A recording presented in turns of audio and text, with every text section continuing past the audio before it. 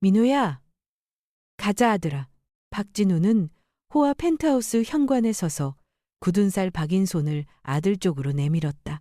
하지만 민호는 한 걸음 물러나 아버지의 시선을 피했다. 어디 가는 건데? 전 부인 최유라가 새로 사귄 잘 나가는 남자의 팔짱을 낀 채 날카롭게 웃으며 말했다. 그 더러운 여관에 가서 라면이나 끓여 먹으라는 거야? 제발 좀 봐. 너한테 무슨 미래를 물려줄 수 있다는 거야? 우린 다시 해낼 수 있어. 진우가 절박하게 소리쳤다. 아버지를 믿어 알지? 민호가 고개를 들었고 그 눈빛은 수치로 가득했다. 아버지. 아이는 작게, 차갑게 말했다. 제발, 그냥 가세요. 지금 아버지랑 함께 산다는 게 정말 너무 부끄러워요. 부끄러움. 그 단어가 진우의 가슴을 망치처럼 내리쳤다. 유라는 흡족하다는 듯 만족스레 웃었다. 봤지? 네 아들조차 그렇게 말하잖아. 넌 이제 더 이상 남자가 아니야. 박진우. 아마 여러분 중 99%는 이 말을 듣고 한숨을 쉬며 좋아요나 구독을 누르지 않고 그냥 지나칠 거예요. 여관 방 안에는 고유한 냄새가 있었다. 누렇게 바랜 벽지에 배어든 오래된 담배 연기 냄새. 언제 마지막으로 세탁했는지 모를 발판 매트에서 배어나오는 곰팡이 냄새. 그리고 패배의 냄새가 뒤섞여 있었다. 50이 된 박진우는 그 냄새에 익숙해져 있었다. 벌써 반년 그 냄새가 그의 숨결이 되었다. 그는 침대 가장자리에 앉아 있었다. 몸무게로 눌려 푹 들어간 매트리스 위에 앉아 모든 것을 잃은 사람처럼 묵묵히 가만히 있었다. 방안을 비추는 유일한 빛은 천장에 달린 벌거벗은 전등 하나뿐이었다. 병색이 도는 하얀 빛이 그의 푹 꺼진 얼굴의 주름을 도드라지게 했다. 낮은 플라스틱 탁자 위에는 미니 가스레인지 하나와 봉지라면 한 봉지. 이게 이제 그의 저녁이었다. 굳고 거친 손으로 그는 서툴게 가스레인지를 켰다. 파란 불기운이 일어났고 납작하게 찌그러진 알루미늄 냄비의 바닥을 혀처럼 핥았다. 이 손은 라면만 먹던 사람이 아니라 장인여의 손이었다. 굳은 살과 힘줄, 희미한 흉터 하나하나는 이야기를 품고 있었다. 망치와 토치. 수천 시간 CNC 선반 앞에 서서 수마이크로미터 단위로 가공을 맞추던 날들의 흔적이었다. 이 손으로 그는 허름한 창고 하나를 일구어 진우정미를 세웠고 수십억 원짜리 계약서들에 사인했고 아내 최유라와 결혼해 외동아들 민호를 학교에 데려가던 손이기도 했다. 존엄하던 손이었다. 그런데 지금 이 손은 봉지라면에 분말 스프를 뜯다가 절반을 흘리고 말았다. 그는 목이 마른 듯 쉰소리로 욕을 한마디 뱉었다. 물이 끓자 그는 면을 넣었다. 김이 오르며 값싼 밀가루 냄새가 퍼졌다. 그 향기 한 줄기가 바로 석 달 전. 진우정밀 공장에서는 기계들이 철과 기어의 교향곡처럼 울려 퍼졌다. 정오의 햇빛이 큰 창을 통해 쏟아져 들어와 수천 평의 작업장을 환하게 비췄다. 반질반질한 콘크리트 바닥, 먼지 하나 없는 환경. 박진우는 깨끗한 남색 작업복을 입고 흰 와이셔츠에 깔끔한 목을 세운 채 대학생인 아들 민호 옆에 서 있었다. 그는 기술도를 손가락으로 짚어가며 자랑스럽게 말하곤 했다. 보거라 이봐. 허용 오차는 0.01mm야. 내 인생 전부가 이 정확성 위에 서 있는 거라. 실수는 용납 못한다. 민호의 눈은 존경으로 반짝였다. 그때 최유라가 들어왔다. 그녀는 단아한 원피스를 입고 보온 도시락을 들고 왔다. 김치찜에서 올라오는 진한 향이 기계 기름 냄새를 눌렀다. 여보, 민호야, 잠깐 쉬어. 네가 좋아하는 갈비찜 가져왔어. 유라의 미소는 햇살 같았다. 그는 아름다운 아내와 착한 아들과 자신이 피땀으로 일군 터전을 바라보며 세상에서 가장 행복한 남자라 느꼈다. 그는 가족에게 모든 것을 주었다. 삐걱. 밖에서 사이렌 소리가 불현듯 울리며 기억의 장막을 찢어 놓았다. 냄비 속 불어터진 라면. 그는 급히 라면을 깨진 사기 그릇에 부어 담았다. 김치도 갈비찜도 없다. 누렇게 뜬 면발들이 짭짤한 국물 위에 떠올라 있을 뿐이다. 그는 일회용 젓가락을 집어들었다. 그리고 자신의 손을 내려다보았다. 수백 톤의 기계를 제어하던 손이 이제는 떨고 있었다. 젓가락이 미끄러지고 면발이 자꾸만 그릇으로 떨어졌다. 세 번째, 네 번째 시도까지도 소용없었다. 무력감이 목을 죄었다. 왜 이렇게 되었을까? 왜 나는 여기서 라면 한 그릇도 제대로 먹지 못하는 신세가 되었나? 박진우는 협력업체들이 경의를 표하던 그 사람이었다. 직원들이 믿고 따르던 사장이었다. 그는 아내의 암을 고치기 위해 모든 것을 팔아넘겼다. 공장과 영혼을 팔았고 제네시스 G80을 팔았으며 일산의 아파트까지도 처분했다. 그는 가장 남자다운 선택이라고 믿는 것들을 해왔다. 그런데 결말은 왜 값싼 여관의 라면 한 그릇인가? 왜 아내도 아들도 체면도 모두 잃게 되었는가? 그동안 쌓아둔 분노가 반년 동안 가슴속에 쌓여있던 그것이 터져나왔다. 소리는 아니었다. 그것은 심연에서 울리는 진동이었다. 그의 손이. 그 손이 갑자기 꼭 쥐어졌다. 관절이 삐걱거리는 소리가 났다. 더 이상 떨지 않았다. 억눌린 분노와 수치와 원한이 한데 섞여 검은 힘이 되었다. 그는 그 라면 그릇을 노려보았다. 그것은 굴욕의 상징이었다. 쾅! 박진우는 팔을 휘둘러 그릇을 벽에 던졌다. 노란 국수들이 사방으로 튀어올랐고 뜨거운 국물은 때 묻은 벽지를 타고 길게 흘러내렸다. 깨진 그릇은 바닥에 굴렀다. 정적만 남은 방. 그는 헐떡이며 숨을 고르다가 두 손을 침대 위에 짚고 머리를 박박 숙였다. 이번엔 눈물이 아니었다. 눈은 말라있고 핏기가 돌았다. 굳은 살 백인 손이 힘겹게 주먹을 쥐었다. 힘줄들이 뿜어져 나와 마치 바위에 뿌리 내린 나무 뿌리처럼 선명했다. 이 손은 한때 강철로 섬세한 작품을 빚어냈고 제국을 세운 손이었다. 그리고 지금 그 영광의 잔해 속에서 그 손은 무언가를 짓밟고 부수고 싶은 갈망으로 불타고 있었다. 새벽 2시였다. 여관방 안의 정적은 납처럼 무거웠고 곧 나갈 듯 깜박거리는 형광등의 윙하는 소리만이 희미하게 들렸다. 박진우는 여전히 그 자리에 앉아 있었다. 눈은 벽에 덕지덕지 붙은 마른 국수 자국을 멍하니 바라보고 있었다. 조금 전 터져나온 분노는 이미 사그라졌고 그 자리에 남은 것은 그를 더욱 피폐하게 만드는 허탈감뿐이었다. 기름이 다 새어버린 기계처럼 녹슬어 쓰레기처럼 버려질 운명을 기다리는 존재 같았다. 똑! 똑! 노크 소리가 3번 단호하게 울렸다. 소박한 방을 드나드는 하우스키퍼의 조심스러운 노크도 연체료 독촉을 하러 온 여관 주인의 난폭한 두드림도 아닌 자신이 원하는 것을 정확히 아는 자의 노크였다. 진우는 천천히 고개를 들었다. 속절없이 사라져버린 모든 것을 지키려 발버둥치다가 배신당한 자의 경계심이 되살아났다. 이 시간에 누가 찾아오나 독촉꾼인가? 아니면 최유라가 와서 마지막 조롱을 퍼붓기 위해 온 건가? 그는 천천히 일어섰다. 몸은 굳어 아팠다. 도어스코프를 들여다보지 않고 힘껏 문을 잡아당겨 열었다. 그에게 남은 것이 뭐가 있겠는가? 문 앞에 선 이는 채무자도 유라도 아니었다. 40을 넘긴 듯한 남자가 서 있었다. 짙은 회색으로 잘 재단된 양복을 입었고 그 원단은 진우가 봐도 싼 옷감이 아니라는 걸 단번에 알아볼 수 있을 정도였다. 윤이 나는 가죽 구두에는 먼지 한 톨 묻어있지 않았다. 지저분한 여관 복도와는 전혀 어울리지 않는 모습이었다. 남자는 진우를 쳐다보았다. 냉정하고 감정 없는 시선. 마치 검시를 앞둔 법의관처럼. 박진우 사장님 맞으십니까? 그의 목소리는 낮고 날카로웠다. 진우는 눈을 가늘게 떴다. 지금 이 시간에 사장님이라 부르는 게 조롱처럼 들렸다. 내가 박진우긴 하다. 다만 지금은 더 이상 무슨 사장도 아니다. 빚을 받으러 왔으면 잘못 왔소. 돈 없다.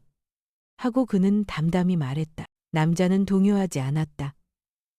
그는 얇은 미소를 지었다. 웃음은 입가에만 머물렀다. 제가 채권자는 아닙니다, 박 씨. 그리고 오늘은 현재 상황을 위로하러 온 것도 아닙니다. 그가 가죽 서류 가방을 들었다. 서류 가방 역시 고급스럽게 빛났다. 저는 김태준 변호사입니다. 그리고 어떤 분이 박 씨를 매우 신경 쓰고 계셔서 진실을 알리러 왔습니다. 진실? 진우는 비틀거리며 쓴 웃음을 흘렸다. 진실? 진실이라 내가 망했다는 사실 말인가?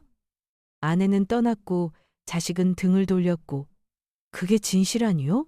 박 사장님이 이렇게 된 이유에 대한 진실. 그리고 당신의 아내 최유라에 관한 진실입니다. 김태준은 천천히 무게를 실어 말했다. 최유라. 그 이름에 진우는 굳었다.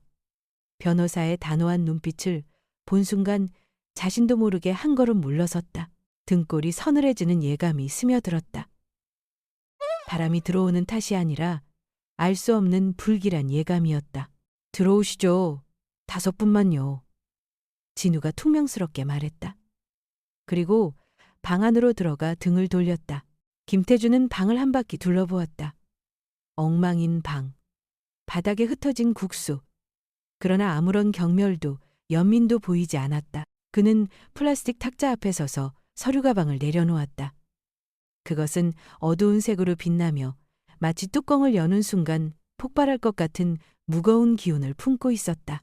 앉으십시오, 박 씨. 제가 보여드릴 것은 서서 보실 것이 아닙니다. 진우는 침대 가장자리에 앉아 두 팔을 꼬아 가슴을 감쌌다. 겉으로는 태연한 척했지만 속은 배겨 있었다. 말해보시오. 유라가 또 무슨 짓을 한 건가? 다 주었는데도 말이오. 아닙니다, 박 씨. 그녀는 더 이상 바라던 것을 원하지 않습니다. 이미 다 가져갔기 때문입니다. 김 변호사는 서류철 한 권을 꺼내 탁자 위에 올려놓았다. 짙은 청색의 두꺼운 파일이었다. 우선 박 사장님이 인생을 팔아넘기게 만든 그 일부터 보겠습니다. 최유라 씨의 말기 난소암 진단건입니다. 변호사의 말에 진우의 가슴이 다시 옥죄어 왔다. 아내가 서서히 병들어가던 기억이 도려내어졌다. 제발 그 얘기는 하지 마시오. 그녀는 기적적으로 나았소. 내가 다 바쳐서 살려낸 거요. 비록 떠났지만 내가 그녀를 살렸다는 사실 하나만은 부끄럽지 않소. 기적이라. 세상에 그렇게 싼 기적은 없습니다. 김 변호사가 첫 번째 서류를 폈다. 서울대 병원의 진료기록 사본이었다. 진단서, 치료계획서, 어마어마한 치료비 내역이 빽빽했다. 그것이 진우가 공장을 팔고 차를 팔고 집을 내놓게 만든 근거였다.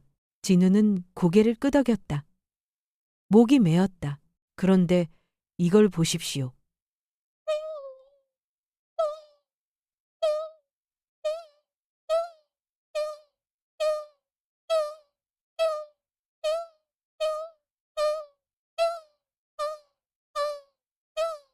김 변호사는 또 다른 병원 기록을 펼쳤다. 며칠 전 독립된 건강검진 기관에서 진행된 최유라의 검사 결과였다. 혈액 수치, CT, MRI, 그 결과지는 정상입니다. 김 변호사는 무미건조하게 읽었다. 전혀 이상 없음, 악성 종양 없음, 심지어 콜레스테롤 수치가 제 것보다 더 우수하더군요. 뭐라고? 진우는 어리 빠져 문서를 움켜쥐었다. 눈으로 확인하고 또 확인했다. 말도 안 돼. 실수겠지. 난 보았소. 그녀가 구토하고 머리카락이 빠지고 고통에 절어 살이 쪼그라드는 걸 직접 보았소. 그는 자리에서 벌떡 일어나 분노로 충돌했다. 이게 무슨 소리요? 내 아내의 고통을 모독하느냐? 하고 소리쳤다. 그는 분노에 차 변호사의 비싼 양복깃을 움켜잡았다. 배신자 같은 것. 김 변호사는 흔들리지 않았다. 그는 조용히 다음 장을 넘겼다. 구토는 입핵약으로 인위적으로 유도한 것이고 탈모는 스스로 대머리로 만든 것이며 체중 감소는 고용량의 식욕 억제제와 단식 때문입니다. 모든 것이 이 처방전 안에 기록되어 있습니다. 어디서 나온 처방전인지 보시겠습니까? 바로 이 선생이라는 분의 것입니다. 이민혁, 그 의사 이름. 진우는 그 이름을 되뇌었다. 아내의 주치의라고 했던 바로 그 인물. 그 의사는 막대한 치료비를 요구하며 그만이 유라를 살릴 수 있다고 말했던 사람이었다. 이 의사는 단순한 주치의가 아닙니다. 그는 유라의 대학 동기이자 유라의 애인이었습니다. 김 변호사는 담담하게 말했다. 닥쳐! 진우가 포효하듯 소렸다. 말도 안 돼! 유라는 내가 가난하다고 떠났을지언정 죽음을 연출할 사람이 아니다. 김 변호사는 고개도 흔들지 않고 침착하게 마지막 한 장을 꺼냈다. 그리고 테이블 위에 한 장의 사진을 조심스럽게 내려놓았다. 사진 속에는 수영장 옆에 비치 체어에 비키니를 입고 누워 환하게 웃고 있는 최유라의 모습이 있었다. 두 사람 모두 생기가 돌고 즐거워 보였다. 그보다 더 충격적이었던 것은 사진 모서리에 찍힌 날짜였다. 지난해 8월 15일. 김 변호사가 냉정하게 말했다. 기억나십니까?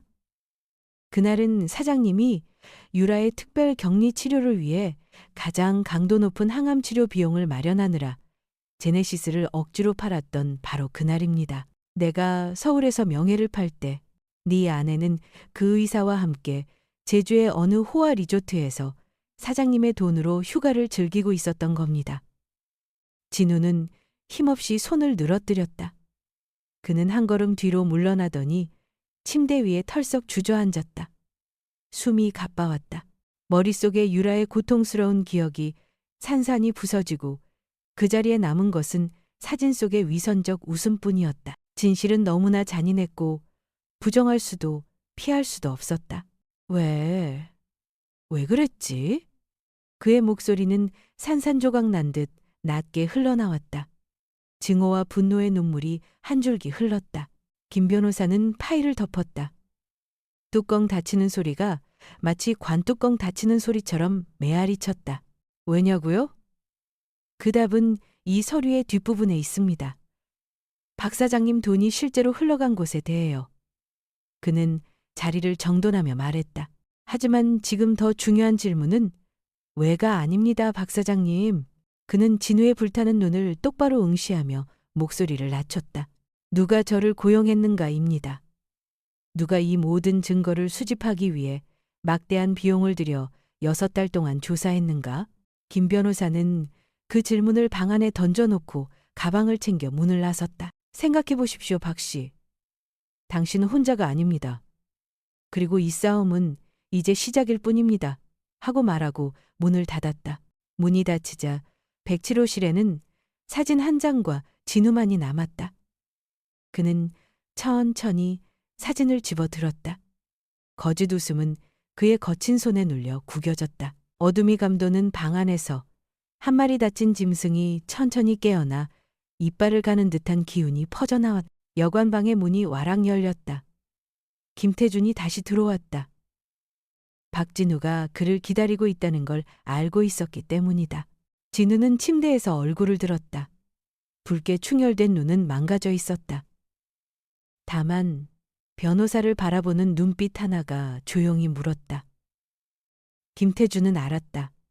그는 가방 속에서 A3 용지 한 장을 꺼내 접어둔 것을 펼쳐 탁자 옆에 놓았다. 사진 옆에 놓인 그 도면은 복잡했다. 정사각형 칸이 빽빽했고 화살표와 숫자가 얽혀 있었다. 마치 설계도 같기도 하고 법률 문서 같기도 했다. 생산업에 종사하신 분이죠, 박 사장님. 태준의 목소리는 차갑게 눌렸다. 그럼 이 생산 라인을 보십시오. 이건 최유라와 그 일당이 만들어낸 부의 생산 라인입니다. 원재료는 사장님의 땀이고 눈물이고 심지어 피입니다. 그는 위쪽에 큰 칸 하나를 가리켰다. 칸 안엔 박진우의 재산이라 적혀 있었다. 거기서 여러 갈래의 화살표가 퍼져나갔다. 먼저 진우 프리시전 공장 매각으로 들어온 20억 원. 태준의 손가락은 다른 칸을 가리켰다. 서울대병원 특수치료비 명목계좌라고 적혀 있었다. 거기서 자금은 걷잡을 수 없이 움직입니다. 병원비로 머물지 않습니다. 수십 건의 소액 이체로 쪼개져 사장님이 전혀 알지 못하는 수많은 명의의 계좌로 흘러갑니다.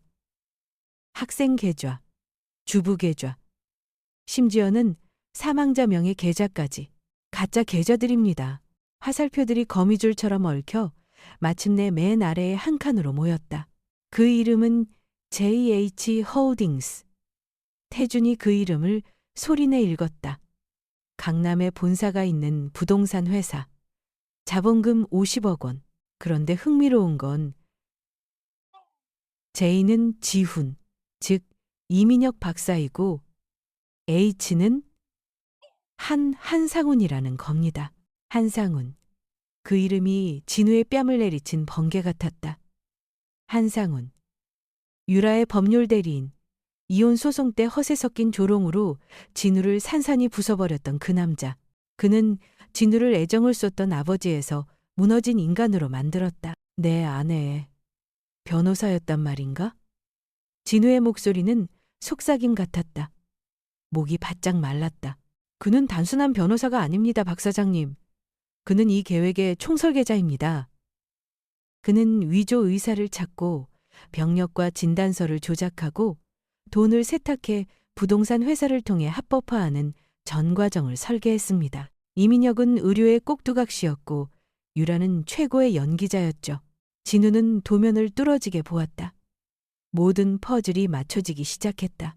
법정에서 한상훈이 보인 오만한 태도, 그의 거만한 자신감, 그것은 상대가 자신들이 조종하는 말판 위의 말이라는 걸 알았기 때문이었다.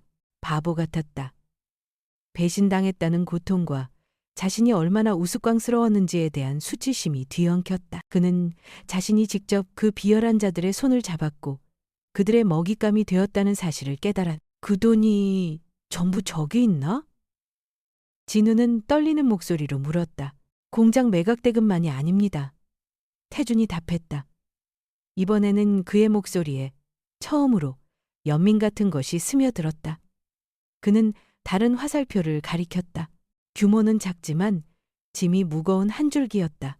5천만 원, 박만식, 김순자 씨의 예금에서 나온 송금입니다. 그 순간 옛 기억이 어제 일처럼 생생하게 되살아났다. 어머니가 허름한 외딴 집에서 손 떨며 주머니를 뒤져 낡은 통장 한 권을 건네던 장면. 진우야, 이건 우리가 평생 모은 돈이란다. 네 아내를 살려줘. 우리도 나이 들었으니 먹고 사는 건 얼마 안 든단다. 거절했던 그의 자존심을 무너뜨린 것은 어머니의 눈물이었다. 안 그러면 엄마는 눈을 감지 못하겠다. 그는 결국 그 통장을 받아들였다. 그는 그 돈을 잡아채 악마들의 입속으로 던져 넣었다. 아니. 진우는 머리를 흔들었다. 목에 걸린 말이 막혔다. 이럴 리가. 그들은 다 가져갔습니다. 박 사장님. 김태준은 단호하게 말했다. 완전히 다 훑어갔어요. 한 푼도 남기지 않았습니다. 그들에게는 그저 숫자일 뿐 우리가 흘린 피 한 방울이 아니죠. 죄책감이 진우의 가슴을 깔아뭉갰다. 그는 자신만 망가진 것이 아니었다. 부모님의 노후마저 자신이 앗아갔다는 사실은 그를 세상에서 가장 무자비한 불효자로 만들었다. 그는 머리를 감싸쥐고 마른 기침처럼 새는 흐느낌을 터뜨렸다. 돈을 잃어서 우는 게 아니었다. 부모의 믿음을 배신한 죄책감 때문이었다. 이 얘기 듣기 힘드시지요. 태준이 말끝을 부드럽게 내렸다. 하지만 마지막으로 한 가지만 더 말씀드리겠습니다. 적이 누구인지 똑똑히 알게 될 필요가 있습니다. 그는 휴대전화를 꺼내 재생 버튼을 눌렀다. 여관방 안은 냉랭해졌다. 녹음 속 최유라의 목소리가 들려왔다. 병들어가느라 쉰 목소리가 아니었다. 오히려 날카롭고 조롱 섞인 웃음이었다. 저 노인네가 공장 팔 때 표정 좀 봐. 상훈 오빠? 완전 하늘이 무너진 표정이야. 자기 영혼 어쩌고 저쩌고 하는데 진짜 가련하다. 완전 한심해. 유라의 웃음소리가 날카롭게 터졌다. 그리고 한상훈의 목소리, 낮고 자부심에 찬 음성. 바로 그 바보 같은 마음이 우리 부의 생산원이다. 그가 더 고통스러울수록 우리도 더 많이 번다. 그가 사랑을 믿을수록 우리의 계좌는 불어난다. 그야말로 최고의 착취감이지. 유라는 또 웃었. 시부모님 적금까지 훑어냈다니. 오빠, 내가 잘했지? 내가 그냥 조금 울기는 했을 뿐이야. 정말 바보 가문이야. 꺼져! 진우의 외침이 방을 흔들었다. 그는 벌떡 일어나 방 안을 휘저었다. 눈은 선혈처럼 충혈되어 있었다. 그는 더 이상 울지 않았다. 눈물은 말라버렸다. 그의 심장 속에 쌓였던 수치와 수치심과 굴욕은 모두 증오로 녹아내렸고 그 불길은 결의로 굳어졌다. 복수다. 그는 더 이상 말하지 않았다. 침묵은 모든 고함보다 더 무서웠다. 그는 방 한구석에 망가진 선풍기 금속 조각을 찾아 뽑아들었다. 날카로운 금속 조각이 그의 손바닥을 베었다. 피가 조금씩 흘러내렸다. 그러나 그는 아프지 않았다. 육체적 통증은 영혼의 통증 앞에 작아졌다. 그는 오히려 그 찬 금속의 냉기를 통해 결의를 다졌다. 김태주는 그 광경을 보고도 막지 않았다. 그는 알고 있었다. 짐승이 완전히 깨어났음을. 진우는 고개를 들었다. 누가 당신을 고용했나? 그 질문은 더 이상 단순한 호기심이 아니었다. 전투를 앞둔 명령이었다. 그는 싸움을 원했다. 무자비한 싸움이었다. 그는 결심했다. 악랄한 자들이 빼앗아간 모든 것, 돈만이 아니라 피와 눈물까지 되찾을 때까지 멈추지 않겠다고. 그리고 그들이 자신들의 죄가 된 잿더미 위에 무릎 꿇을 때까지 그는 물러서지 않을 것이다. 날카로운 쇳조각은 여전히 박진우의 손바닥에 박혀 있었다. 피는 말라 딱딱하게 굳어 손의 굳은 살에 들러붙어 있었다. 육체의 통증이 오히려 그를 마지막까지 또렷하게 붙들어 주었다. 그는 김태준을 바라보았다. 충혈된 눈빛에는 절망 대신 사냥감에 달려들기 직전에 표범 같은 집중만 남아 있었다. 누구지? 술에 잠긴 듯 거친 목소리로 그가 다시 물었다. 누가 너를 고용했소? 김태준은 진우의 눈을 똑바로 바라보았다. 방 안에 일순 고요가 흘렀다. 평소 차가운 그가 처음으로 조금은 다른 감정을 드러냈다. 그것은 존중이었다. 저를 쓴 분은 평생 불과 망치 그리고 강철만을 알아온 분입니다. 말수가 적지만 그가 내뿜는 한마디 한마디는 쇠처럼 무겁습니다. 평생 모루 곁에서 손을 갈아온 사람. 그러나 아들을 향한 마음만큼은 결코 식지 않았던 사람이지요. 진우의 가슴이 멎는 듯했다. 모루, 불, 망치라는 말에 과거가 떠올랐다. 그분은 바로 당신의 아버지. 가장 익숙한 이름이 천둥처럼 울렸다. 아버지라니? 평생 말수가 적고 거친 손으로 일만 하던 분. 자존심 때문에 도움을 거절했던 그분이 어떻게 그는 어쩐지 믿을 수 없었다. 어떻게 그분이 김태준 같은 변호사를 부릴 돈을 마련했단 말인가? 그런 생각들이 머리를 휘저었다. 아버지? 진우는 목이 메어 말을 잇지 못했다. 그럴 리가요. 아버지께서 어떻게? 지식은 책에만 있는 게 아닙니다, 박 사장님. 김태준이 천천히 말했다. 그는 방 안의 의자를 끌어와 앉았다.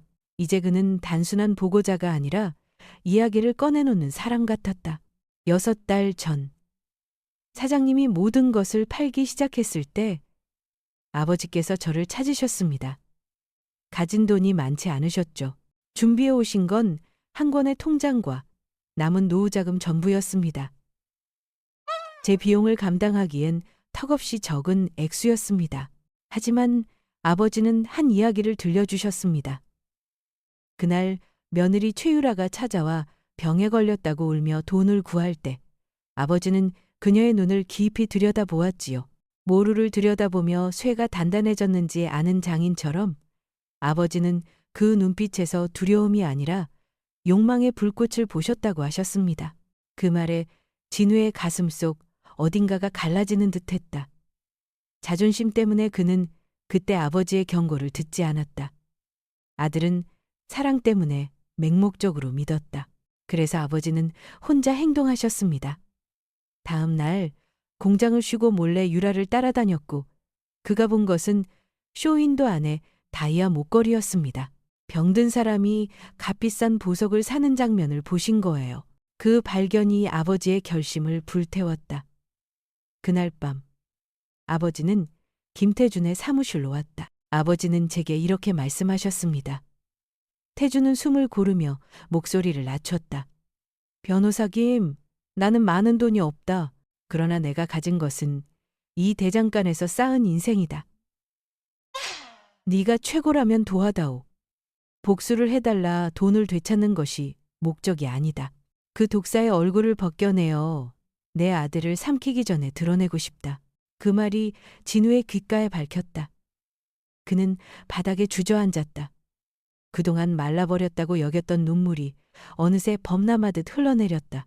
분노도 수치심도 아닌 다른 감정 후회와 감동이 뒤섞인 눈물이었다. 그가 절망 속에 허우적거릴 때 그의 비쩍 마른 아버지는 몰래 전쟁을 준비하고 노쇠한 몸과 낡은 손으로 남은 것을 모아 변호사를 찾았고 법과 증거로 진실을 밝힐 계획을 세운 것이다. 아버지는 자신의 노후 자금을 편안한 말년을 포기하면서까지 아들의 등을 대신 짊어지고 일어섰다. 진우는 떠오르는 기억들을 더듬었다. 아버지가 걸려오는 전화, 밥은 먹었냐 하던 짧고 푸근한 말들이 마음에 밝혔다. 그저 성가신 잔소리라 여겼던 말들이 사실은 아들의 안부를 확인하는 방식이었음을 이제야 알았다. 한 번은 아버지가 여관으로 와서 주머니에 구겨진 지폐를 쑥 내밀었을 때 그는 젊은 자존심 때문에 그 손을 밀어냈다. 나는 남의 동정은 필요 없다. 라고 고함쳤다. 김태준이 일어나 그의 어깨를 토닥였다. 든든한 손길이었다. 당신의 아버지는 존경받을 만한 분입니다. 그는 낮은 목소리로 아버지의 말을 전했다. 아버지께서 제게 하신 말씀이 아직도 생생합니다. 그는 아버지의 음성을 흉내내듯 말했다. 김 변호사, 나는 정의를 되찾으려는 게 아니다. 정의는 너무 고귀한 말이다. 나는 그들을 파멸시키고 싶다. 내가 만든 이 공장의 바닥에 그들이 무릎 꿇게 하고 싶다. 내 아들이 겪은 굴욕을 100배, 1000배로 되갚고 싶다. 네가 해낼 수 있다면 이 공장 하나를 네게 맡기겠다. 장인의 약속이다. 그 말은 방 안에 울려 퍼졌다. 희미하던 절망 위로 갑자기 전사의 기운이 스며들었다. 김태준은 휴대폰을 꺼내 예약된 번호를 눌렀다. 아드님이 기다리고 계십니다. 준비되면 통화하라 하십니다. 그는 전화를 건네며 진우에게 폰을 내밀었다. 진우는 떨리는 손으로 그것을 받아 귀에 댔다. 그리고 귀에 익은 거칠고 낮은 아버지의 목소리가 울렸다. 위로도 비난도 아닌 세 단어만이 전해졌다. 진우야, 아버지. 그는 간신히 내뱉었다. 하고 싶은 말이 수만 가지였지만 목구멍에서 걸렸다. 일어나거라. 아버지의 목소리는 조언이 아니라 명령이었다. 장인에게서 나오는 불릿한 명령. 울지 마라. 눈물로는 강철이 더 단단해지지 않는다. 짧은 정적이 흘렀다. 좋은 강철은 불에 달구어 단련하고 수천 번의 망치질을 견뎌야 한다. 사람도 마찬가지다. 너는 이미 불을 지나왔다. 이제는 네가 망치를 들어야 할 때다. 아버지, 진우가 말을 더듬었다. 들어라, 진우야. 아버지의 목소리는 차갑게, 단단하게 굳었다. 이 싸움은 이제 네 것만이 아니다. 박씨 집안의 싸움이다. 이 대장간의 체면을 위한 싸움이다. 내일 김 변호사 사무실로 가라. 계획을 듣고 시키는 대로 해라. 끈거라. 전화가 딱 끊겼다. 간결하고 결정적이었다. 진우는 천천히 전화를 내려놓았다. 더 이상 눈물이 흘러내리지 않았다. 대신 어느새 속에까지 불꽃 하나가 옮겨붙은 듯했다. 후회와 고통은 다른 감정으로 바뀌었다. 아버지로부터 전해진 불꽃이었다. 그는 손바닥을 펼쳐 꽉 쥔 쇳조각을 내려다보았다. 베인 자국은 깊었지만 더 이상 아프지 않았다. 그는 자신의 심장 속 모루에서 다시 단련될 결심을 다졌다. 재생이 끝난 듯 그는 새롭게 태어났다. 제로부터 단련된 전사처럼. 그리고 첫 망치질을 내리칠 준비가 되어 있었다. 박만식의 대장간은 서울 몰래동의 좁은 골목 안, 마치 시간이 멈춘 듯한 곳에 숨어 있었다. 이곳이 곧 전쟁의 지휘본부가 될 터였다. 거칠게 닦인 나무 탁자 위에는 평소 도면이 펼쳐지던 자리 대신 JH 홀딩스의 재무 흐름도가 널찍하게 펴져 있었다. 그 옆에는 최유라와 한상훈이 고급 식당과 골프장에서 드나드는 사진들이 놓여 있었다. 박진우, 김태준, 그리고 만식이 탁자 주위를 둘러섰다. 공기는 마치 단조로 단련되는 강철처럼 팽팽했다. 놈들이 너무 자기만족에 빠져 있습니다. 김태준이 한 보고서를 손가락으로 가리키며 말했다. 그분들의 재산을 거의 싹쓸이한 뒤 그 돈으로 파주에 큰 땅 하나를 사들였어요. 농지라 값도 싸고요. 때나 그동안 묵묵히 망치를 닦던 만식이 그만 망치를 내려놓았다. 아무리 단단한 철도 약점은 있다네. 아주 작은 균열 하나가 구조 전체를 무너뜨릴 수 있지. 그들의 탐욕이 바로 그 균열이네. 세 남자의 눈빛이 마주쳤다. 두 주가 흐른 뒤였다. 서울 부동산 투자계에 소문이 퍼지기 시작했다. 처음엔 강남의 찻집들 속에서 조심스레 오가던 소문이었지만 곧 들불처럼 번졌다. 시가 파주의 대규모 첨단 산업단지, 일명 한국의 실리콘밸리 조성 계획을 은밀히 검토하고 있다는 얘기가 돌기 시작한 것이다. 그리고 그 개발 예정지가 다름 아닌 JH 홀딩스가 보유한 농지 바로 옆이라는 루머가 돌았다. 그 소문은 내부 문건처럼 보이는 유출 자료와 김태준이 인맥을 통해 동원한 분석 기사들로 뒷받침되었다. 땅값은 조금씩 오르기 시작했다. 한편 한강이 내려다 보이는 펜트하우스에서는 최유라와 한상훈이 축배를 들고 있었다. 내 눈이 틀린 적이 없잖아. 유라가 와인을 들며 예리하게 웃었다. 우린 곧 재벌이 돼 오빠. 한상훈은 흐뭇한 미소를 지었다. 이건 시작일 뿐이야 여보. 우리가 한 발 앞서야 해. 정보가 공식 발표되기 전에 주변 땅을 모조리 사둬야 해. 이건 인생을 바꾸는 기회야. 탐욕이 끓어오르는 그때 마지막 미끼가 던져졌다. 박진우는 JH 홀딩스 건물로 향했다. 그는 여관에서 보이던 불꽃 같은 눈빛의 남자가 아니었다. 낡은 옷에 수염이 덥수룩하게 자라있고 소주 냄새가 진하게 배어 있었다. 완전히 무너진 사람의 모습이었다. 경비에게 막히자 그는 소리를 지르며 최유라를 만나게 해달라고 요구했다. 소란이 일자 유라는 엘리베이터에서 걸어 나와 그를 내려다보았다. 진우의 처참한 몰골을 본 유라는 콧방귀를 뀌며 비웃었다. 여긴 거지들이 설 곳이 아니야. 에리. 그러고는 아무도 예상하지 못한 일이 벌어졌다. 한때 자존심 강하던 공장장은 그 자리에서 무릎을 꿇었다. 차가운 대리석. 바닥에 꿇어앉아 옛 아내와 호기심 어린 직원들을 바라보며 내렸다. 유라야. 제발. 그는 울부짖었다. 목소리는 구슬프게 떨렸다. 내가 잘못했어.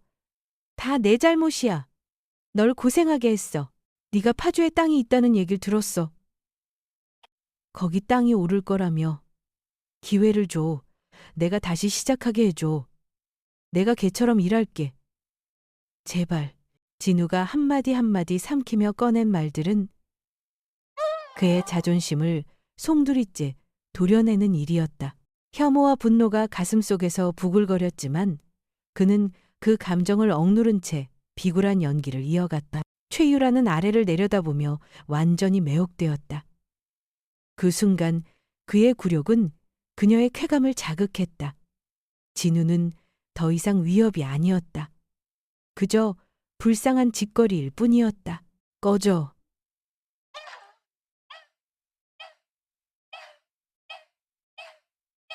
그녀는 차갑게 말했다. 두 번 다시 내 앞에 나타나지 마. 이유. 그 말 뒤로 한상우는 모든 것을 지켜보고 있었다. 진우는 완전히 끝장났구나. 그는 속으로 확신했다. 진우의 연극은 마지막 기폭제가 되었다. 상대가 완전히 무력해졌고 무슨 계획도 알아차리지 못한다고 믿은 유라와 상우는 전력을 다해 움직이기로 했다. 그들은 남은 돈을 모두 쏟아붓고 보유 중인 땅을 담보로 잡은 뒤 고금리 사채를 끌어와 주변 토지를 싹쓸이했다. 향후 황금밭이 될 곳을 독점하려는 속셈이었다. 그리고 그 대출 계약 서명일 JH홀딩스의 호화로운 회의실에서 한상훈과 최유라는 문신 가득한 사채업자와 샴페인을 나눴다. 계약서의 사인이 끝나자 수십억 원이 곧 그들의 계좌로 흘러들어갈 예정이었다. 그때였다. 서울중앙언론센터 혹은 시청의 보도자료 채널에서 김태준이 단상에 섰다. 기자 여러분, 오늘 저는 최근 법률사에 기록될 만한 가장 교묘하고 비인간적인 사기 사건 하나를 폭로하고자 이 자리에 섰습니다. JH홀딩스, 변호사 한상훈, 그리고 의사 이민혁이 관련된 사건입니다. 그의 뒤 대형 스크린이 켜졌다. 자금 흐름도 위조된 진단서 사본, 제주도에서 찍힌 사진, 녹음 파일 모든 증거가 한꺼번에 공개되었다. 기자들은 충격을 받았고 플래시가 쉴 새 없이 터졌다. 동시에 JH홀딩스 사무실의 대형 TV에서도 기자회견 생중계가 흘러나왔다. 한상훈이 들고 있던 샴페인 잔은 손에서 떨어져 바닥에 산산이 깨졌다. 그의 얼굴은 핏빛으로 창백해졌다. 최유라는 비명을 질렀다. 그뿐만이 아니었다. 사채업자의 휴대전화가 울렸다. 그는 전화를 받더니 하얗게 질린 표정으로 상훈과 유라를 쳐다보았다. 시청에 방금 긴급공지가 떴소. 그의 목소리가 굳었다. 해당 지역 토양에서 처리 불가능한 중금속 오염이 발견되어 파주 산업단지 사업은 무기한 중단되었다고 합니다. 구레노니마 스타리케의 니레스테이스 칼날이 휘둘러졌다. 그날 오후 한상훈과 최유라는 모든 것을 잃었다. 사기 자금은 동결되었고 그들이 모조리 쏟아부은 그 땅은 오염된 농지, 무가치한 흙덩이가 되었다. 게다가 그들은 이제 감당할 수 없는 거대한 빚더미만 남게 되었다. 물레동의 대장간에서는 박진우와 그의 아버지가 낡은 TV로 기자회견을 지켜보고 있었다. 한상훈의 멍한 얼굴이 화면에 나오자 만식은 조용히 TV를 껐다. 그는 다시 망치를 집어들고 일을 시작했다. 망치가 철을 때리는 소리가 굵고 묵직하게 울렸다. 첫 승리는 이미 거두었다. 그러나 진우의 얼굴에는 웃음이 없었다. 벼랑으로 몰린 짐승호도 위험한 것은 없다. 그는 용광로 속 불꽃을 응시하며 거기에 비친 한상훈의 얼굴을 보았다. 그러나 싸움은 아직 끝나지 않았다. 승리의 기쁨은 너무나도 짧았다. 막 기뻐할 틈도 없이 한상훈의 역습이 한순간에 내려앉았다. 그는 경찰서나 검찰청에 모습을 드러내지 않았다. 노련한 여우 같은 그는 법정 싸움이 더 이상 자신에게 유리하지 않다는 것을 잘 알고 있었다. 대신 그는 진실과 거짓이 뒤섞이기 쉬운 전장을 골랐다. 바로 언론이었다. 어느 대형 온라인 뉴스 채널에 충격적인 제목의 단독 인터뷰가 올라왔다. 박진우 가문의 민낯. 학교 폭력과 돈으로 입막음하려 한 음모. 영상 속의 한상훈은 마치 피해자라도 되는 듯한 표정을 지었다. 5해 전 박진우의 아들 민호가 고등학교 시절 친구 몇 명을 이끌고 다른 학생을 크게 다치게 했고 그 사건은 가해자 집안의 돈과 권력으로 덮어졌다는 것이다. 그리고 박가문은 어떻게 했나? 한상훈은 카메라를 응시하며 분을 토했다. 그들은 진우 정밀이라는 공장의 힘을 빌려 피해자 가족을 압박했고 합의금을 건네며 입을 막았습니다. 이들이 원래 갖고 있던 본성입니다. 돈으로 모든 것을 해결하려 했던 집안이란 말입니다. 이번 사기 사건도 사실은 사업 파트너를 무너뜨리기 위해 꾸며낸 쇼에 불과합니다. 그 말은 새빨간 거짓말이었다. 그러나 절반의 진실을 바탕으로 정교하게 짜낸 거짓말이었다. 진실은 이렇다. 5해 전 민호는 또래와 다툼 끝에 싸움에 휘말려 상대가 다쳤다. 젊음의 분노가 빚은 어리석음이었다. 하지만 그것은 집단 구타가 아니라 쌍방간의 싸움이었다. 그는 아들을 데리고 병원 문을 두드려 사과하게 했고 치료비를 모두 부담했고 자신의 잘못을 부끄러워하며 책임지려 했다. 은폐나 입막음이 아니라 부모로서의 속죄였다. 그러나 선정적인 제목과 단순화된 프레임은 복잡한 진실을 삼켜버렸다. 전화벨이 쉬지 않고 울렸다. 오래 거래한 거래처들이 전화를 걸어와 계약을 취소했다. 박 사장님, 윤리적 문제가 있는 회사와는 거래할 수 없습니다. 동네 사람들이 다정하게 인사하던 눈빛도 달라졌다. 온라인에는 악성 댓글들이 쇄도했다. 민호를 깡패, 재벌집 행패꾼이라 비난하는 글들이 떠돌았다. 그 바람은 대장간으로까지 몰아쳤다. 만식의 작은 주문들이 취소되기 시작했고 그가 하루하루 버텨오던 일감이 끊겼다. 지방 공기는 파산했을 때보다 더 무겁게 가라앉았다. 민호는 방에 스스로 갇혀 밥을 먹지 않았다. 과거의 잘못이 지금 이 집을 무너뜨리는 무기가 되고 말았다. 내가 그때 말했잖아요. 끝장을 내야 했다고. 그쪽 가족과 확실히 합의서라도 받았어야 했어요. 왜 그렇게 사람을 믿어버려요? 집안에 균열이 생기기 시작했다. 한상훈의 계획은 성공했다. 그는 단지 재산을 겨냥한 공격만 한 것이 아니라 그들의 마음속까지 독이 퍼지게 만들었다. 바로 그 혼란의 와중에 전화가 울렸다. 진우가 수화기를 들자 한상훈의 자만 섞인 목소리가 들려왔다. 언론의 힘이 얼마나 무서운지 느껴지십니까?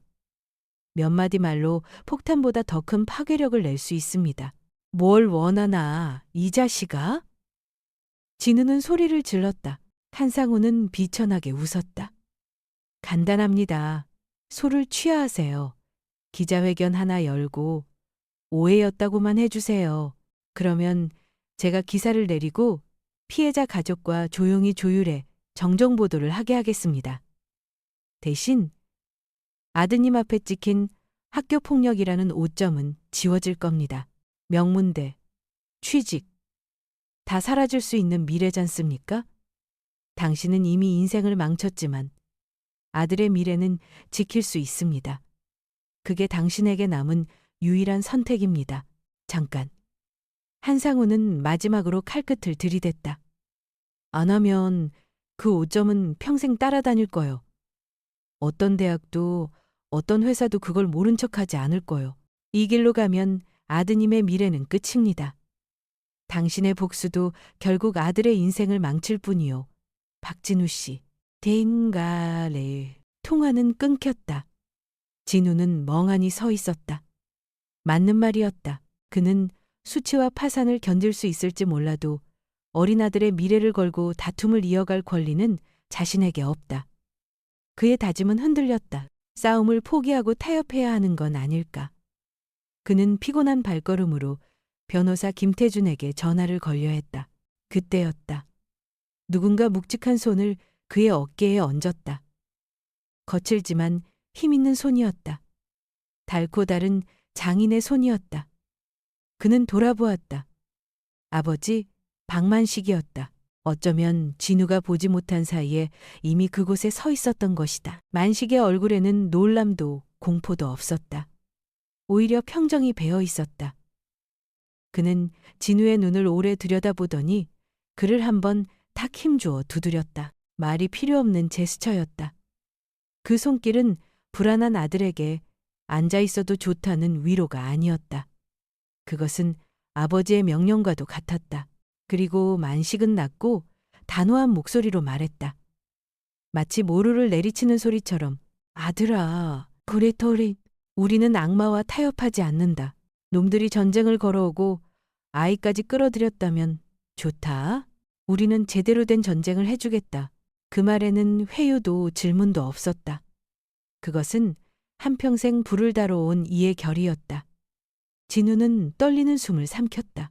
배신과 수치 속에서 움츠러들었던 무엇인가가 그 말에 의해 다시 일어섰다. 아마 여러분 중 99%는 이 말을 듣고 한숨을 쉬며 좋아요나 구독을 누르지 않고 그냥 지나칠 거예요. 1초라도 걸리더라도 지금 몇 시이고 어디서 듣고 계신가요? 그날 밤 박집 식구들 중 누구도 잠을 이루지 못했다.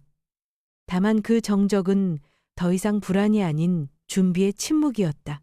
이튿날 아침 낡은 대장간에서는 박만식 어르신이 불을 지피고 있었다. 불길이 활활 타오르며 그의 굳은 얼굴을 비쳤다. 그는 진우와 눈이 부순 손자 민호를 바라보며 말했다. 들어라. 불은 강철을 녹이고 망치는 모양을 만든다. 하지만 강철이 물을 못 견디듯이 진심의 눈물도 이겨낼 수 없다. 우리는 숨지 않겠다. 맞서겠다. 결심은 내려졌다. 그들은 변호사로만 맞서지 않기로 했다. 그들이 사용할 무기는 바로 자기 마음이었다. 그날 저녁 김태준은 생중계를 준비했다. 화려한 스튜디오가 아니라 예전 진우정밀 대장간, 지금은 누군가의 것이 되었지만 여전히 기계와 기름내가 남아있는 그곳이었다. 진우와 민호는 삐쩍한 간이의자에 앉았다. 뒤로는 차갑고 고요한 기계들이 놓여 있었다. 산업용 전구 하나가 빛을 비출 뿐이었다. 삼각대에 핸드폰을 올려놓고 각본은 없었다. 오직 사실만 있었다. 안녕하세요. 진우가 떨리는 목소리로 시작해 고개를 깊이 숙였다. 저는 박진우입니다. 최근 기사로 저를 아시는 분들이 계실 겁니다. 제 아들의 아버지라는 이름으로요. 그는 자신의 이야기를 담담히 풀어놓았다. 맨손으로 시작해 부품을 만들며 일군 날들, 하나하나 정성 들여 만든 공장, 그리고 전처 최유라를 향한 애정, 또 그녀가 암 선고를 받았을 때 충격을 받고 그녀를 살리기 위해 가진 것을 모두 팔아치운 과정. 그는 꾸짖거나 남을 욕하지 않았다. 있는 그대로 말할 뿐이었다. 그리고 그는 아들을 바라보며 말했다. 이제 내 아들의 잘못에 대해 이야기하려 합니다. 민호는 고개를 숙이고 있다가 천천히 몸을 일으켰다. 깊은 숨을 들이신 뒤 시청자들을 향해 고개 숙여 인사했다. 저는 박민호입니다. 목소리가 떨렸다. 기사에 나온 내용 중 일부는 사실입니다. 5회 전 제가 친구를 때린 것은 사실입니다. 제가 잘못했습니다. 어떤 말로도 그 행동을 변명할 수 없습니다. 그의 눈에 눈물이 흘렀다.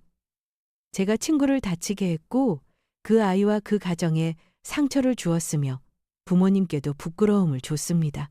지난 5회 한순간도 후회하지 않은 날이 없었습니다. 진심으로 사죄드립니다. 이내 민호는 흐느껴 울었고 그렇습니다. 진우의 목소리에도 감정이 섞였다. 제 아들은 잘못했습니다.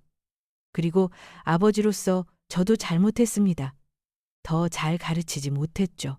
우리는 피해자 가족께 직접 찾아가 사과드렸고 치료비도 모두 부담했습니다. 용서를 구하는 것이 목적이 아닙니다. 다만 사실을 말하려 합니다. 라이브 채팅창은 폭발했다. 처음엔 비난이 많았지만 점차 분위기가 바뀌었다. 애가 우는 것 보세요. 이건 연기가 아니다. 아이의 잘못을 인정하는 아버지라니 쉽지 않은 일입니다. 이건 도저히 한 가족을 싸잡아 비난할 문제가 아니야. 쓰레기 기자들, 한상훈이 아이를 이용하고 있어. 진심은 화면을 넘어 수많은 사람의 마음을 건드렸다. 여론은 급속히 반전되기 시작했다. 한편 한상훈과 최유라는 펜트하우스에서 생중계를 지켜보며 발광했다. 저 늙은 놈! 한상훈은 소리를 지르며 잔을 집어던졌다. 자기 자신을 피해자로 만들고 있어. 하지만 이미 때는 늦었다. 생중계가 끝나자마자 김태준의 전화가 울렸다. 낯선 번호였다. 안녕하세요. 변호사 김태준 씨. 맞습니까? 젊은 남자의 목소리였다. 저는 이진석입니다. 제가 그때 다쳤던 피해자입니다. 태준의 심장이 급히 뛰었다. 제가 방금 생중계 봤습니다. 이진석의 목소리는 떨렸다. 한상훈 변호사가 언론에 말한 건 전부 거짓입니다. 민호가 저를 때린 건 사실이지만 그 뒤로도 민호와 그의 아버지는 매일 병원에 찾으러 왔고 치료비 전부를 부담하셨습니다. 그들은 여러 번 직접 사과했습니다. 우리는 이미 용서했습니다. 한상훈이 저를 찾아와 많은 돈을 주며 입을 막으라 했습니다. 하지만 저는 할 수 없었습니다. 선량한 집안이 이렇게 망가지는 걸 보고만 있을 수는 없었습니다. 김태주는 미소를 지었다. 과거 박가문의 선의가 이제는 적을 무너뜨릴 가장 날카로운 검이 되어 돌아온 것이다. 판세는 완벽히 뒤집혔다.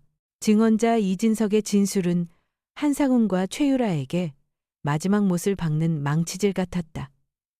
여론은 들끓었고 검찰은 즉각 움직였다.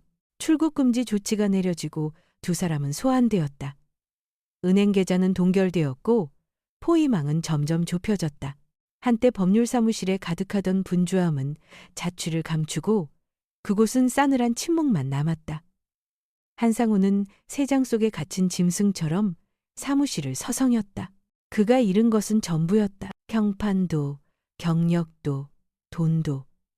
최유라는 소파에 웅크린 채 아름답던 얼굴이 두려움으로 일그러져 있었다.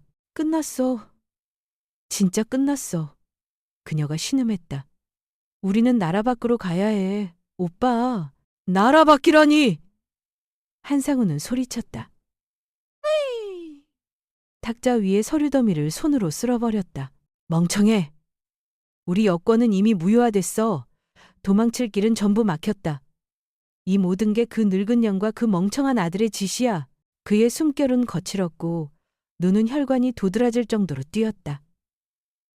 절망은 미친 듯한 행동으로 이어질 수 있다.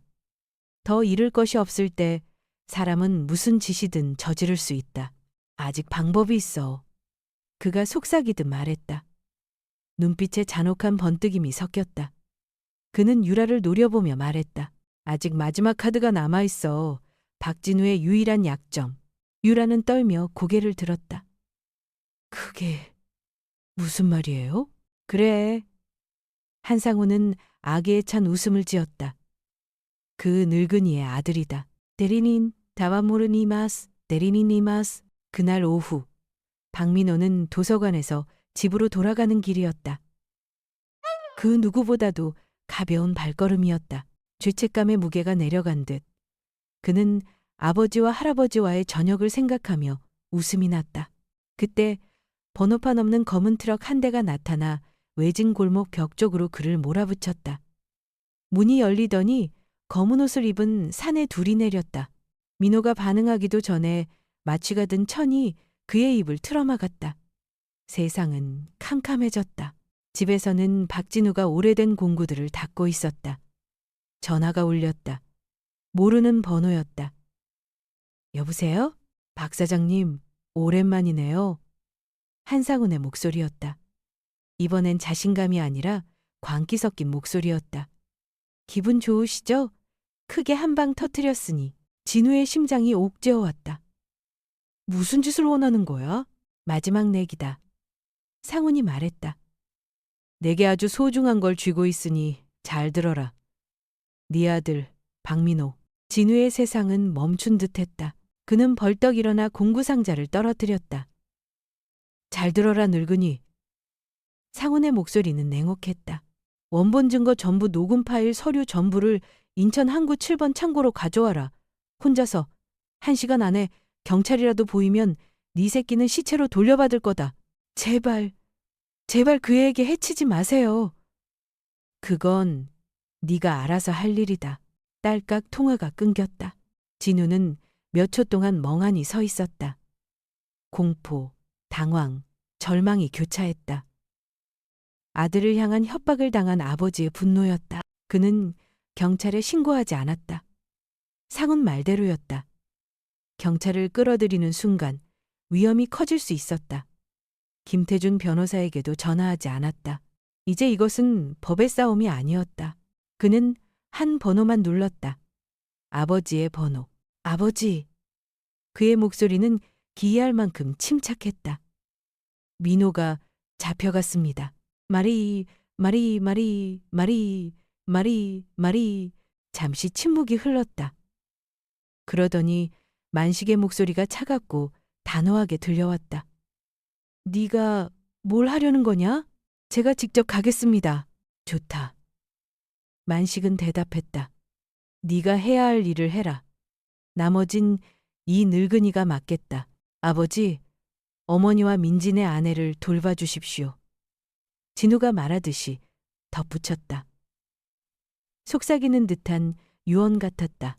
전화를 끊고 그는 망설임 없이 뛰어나갔다. 은행에 맡겨둔 금고를 찾으러 간다거나 증거를 챙기러 가지 않았다.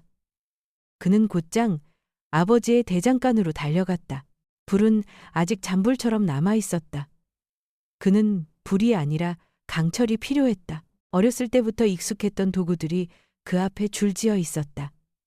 그는 망치도 펜치도 짚지 않았다. 손이 닿은 것은 반미터 길이의 원형 강봉, 탄소강 축용 재료였다. 단단했다. 그는 연마기를 켰다. 날카로운 기계 소리가 귀를 찢었다. 그는 강봉을 연마석에 갖다 댔다. 섬광이 튀며 그의 무표정한 얼굴과 불타는 눈을 비췄다. 그는 끝을 날카롭게 만들지 않았다. 그것은 더 이상 단순한 철봉이 아니었다. 그것은 무기였고 판결이었다. 기계를 끄고 아직 따뜻한 철봉을 움켜쥐었다. 그는 대장간 문을 박차고 어둠 속으로 뛰어들었다. 사냥감에 몰린 맹수처럼 아들을 되찾기 위해 나선 한 아버지의 발걸음이었다. 이제 이 전쟁에는 룰이 남아있지 않았다. 남은 것은 본능뿐이었다. 인천항 제7창고는 차갑고 적막했다. 박진우는 무거운 판넬문을 밀고 혼자 들어섰다. 오른손에는 강봉을, 왼손에는 캔버스 가방을 들고 있었다. 창고 한가운데에는 한상훈과 그 하수인 둘이 박민호를 붙잡고 있었고 최유라는 옆에 서서 창백한 얼굴을 하고 있었다. 정시에 왔네. 한상훈이 비웃었다. 증거물 던져봐라. 먼저 내 아들을 놓아라. 진우의 목소리는 얼음처럼 차가웠다. 그럴 권리 같은 건 네게 없다. 한상훈이 코웃음을 쳤다. 진우는 더 말하지 않았다. 그는 기둥에 걸린 낡은 전기 제어함을 재빨리 흘끗 보더니 가방을 그들 쪽으로 던졌다. 모두 그 안에 있다. 그들이 가방에 정신이 팔린 순간 진우는 옷주머니에 숨겨둔 리모컨을 눌렀다. 갑자기 쾅 하는 굉음과 함께 천장에 걸린 철제 그물이 떨어져 두 하수인을 가둬버렸다. 혼란을 틈타 진우는 날아가듯 달려들었다. 그는 한상훈을 가격하려 하지 않고 곧장 아들 곁으로 달려가 최유라가 쥐고 있던 칼을 쳐내며 소리쳤다. 도망가라 얘야. 한상훈이 정신을 차리고 단검을 뽑아 덤벼들었지만 작년의 기술과 힘을 가진 진우는 침착하게 맞서며 칼을 튕겨냈다. 이어 그는 강봉을 휘둘러 한상훈의 무릎을 겨냥했고 뚝 하는 끔찍한 소리와 함께 한상훈은 비명과 함께 쓰러졌다. 뒤돌아보니 최유라는 패닉 상태로 도주하려 했지만 바로 그때 정문이 열리며 강한 전조등 불빛과 함께 수십 명의 무장경찰이 들이닥쳤다. 모두 움직이지 마.